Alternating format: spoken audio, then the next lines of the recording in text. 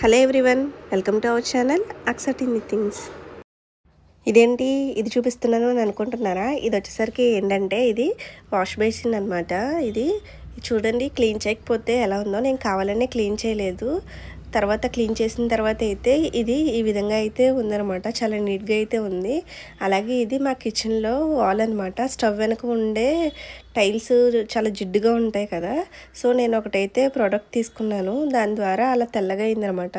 ఆ ప్రోడక్ట్ వాడకముందు అయితే మా కిచెన్ వాల్స్ అయితే ఇలా ఉంది, చూడొచ్చు అనమాట. టైల్స్ ఎంత జిడ్డుగా ఉన్నాయో చూసారా? చాలామంది ఇలాంటి ప్రాబ్లం అయితే ఫేస్ చేశారు. నేనైతే చాలాసార్లు అనుకునేదాన్ని ఏం చేస్తే ఇవి వదులుతాయి అని. చాలా టిప్స్ అయితే యూజ్ చేశాను నేను కూడాను.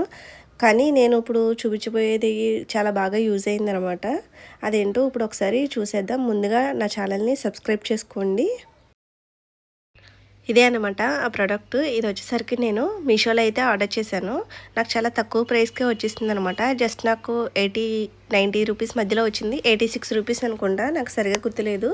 నేనైతే ఇది యూజ్ చేసి చాలా డేస్ అయింది. వీడియో అయితే లేట్గా పోస్ట్ చేస్తున్నాను అనమాట నేనైతే.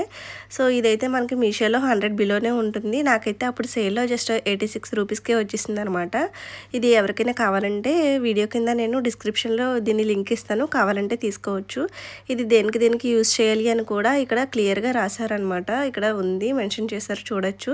షవర్ ప్యానెల్స్, మొత్తం బాత్రూమ్ టైల్స్ కానీ, స్టెయిన్లెస్ స్టీల్ సింక్స్ ఉంటాయి కదా వాటికి, ఇంకా వాష్రూమ్ టైల్స్, టాయిలెట్స్, వీటన్నిటికీ కూడా యూజ్ చేయొచ్చు అనమాట. ఇంకా గ్లాస్ విండోస్ ఉంటాయి కదా వాటికి కూడా యూజ్ చేయొచ్చు అంట.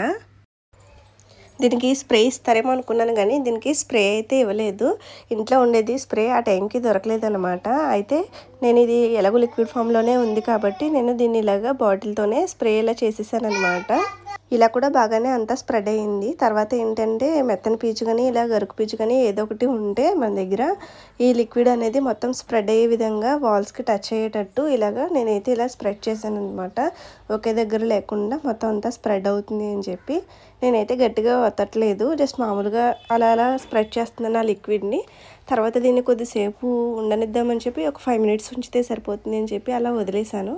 తర్వాత పక్కనే సింక్ దగ్గర కూడా నేను క్లీన్ చేద్దామని చెప్పి ఇక్కడ కూడా ఆ లిక్విడ్ అనేది వేసి క్లీన్ చేస్తున్నాను అనమాట. అలాగే ఈ పైప్ ఉంది కదా, స్టీల్ పైపు, దానికి కూడా వేసాను. తర్వాత అది కూడా కొద్దిసేపు నానబెట్టాను.